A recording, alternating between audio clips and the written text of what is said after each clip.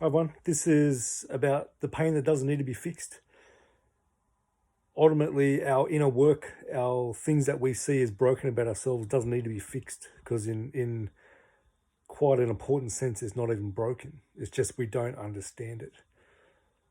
Depression, anxiety, anger issues, shame, guilt, the more negative tone things, even being overly happy, it can be a problem.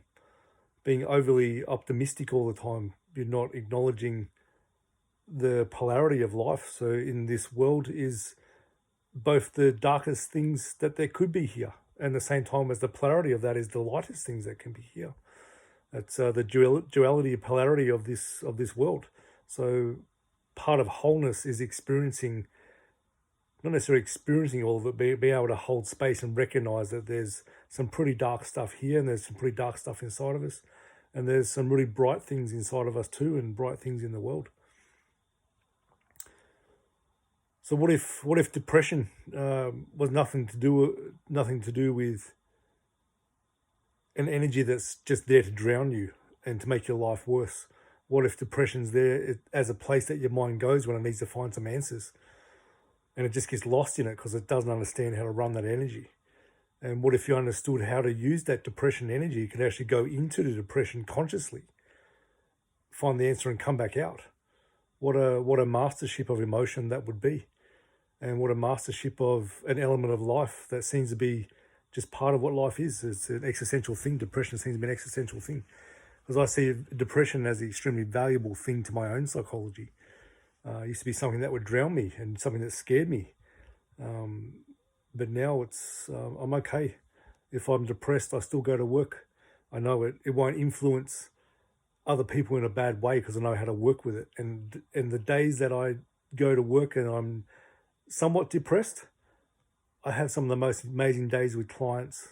Absolutely incredible, because I'm able to sit with that depression, and it gives an opportunity for the depression that's inside them that they don't feel comfortable with or don't want to acknowledge to anyone, to have that felt and heard.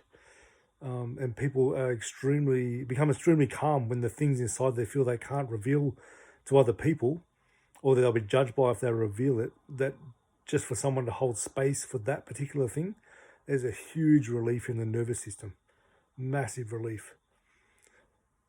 So at this stage, after working with Jason for the last 2 years, I tend not to let the things that normally would make me feel stuck and block me in my life stop me from moving forward to the direction that I want to go and want to achieve.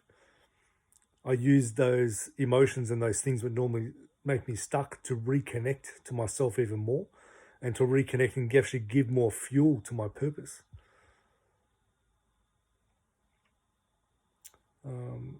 I see emotions as things for you and not problems not something that gives you more problems in your life. I see emotions as energies for you, for your development. It's just a matter of, can you understand what that emotion is there for?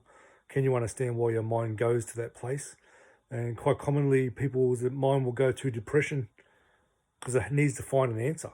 It'll go to anxiety because it needs to find the wisdom that's inside what you're anxious about. And a lot of time the wisdom is about listening to what that voice is inside that already knows what to do. And sometimes that voice knows, I need to go get help. I need to go talk to this person.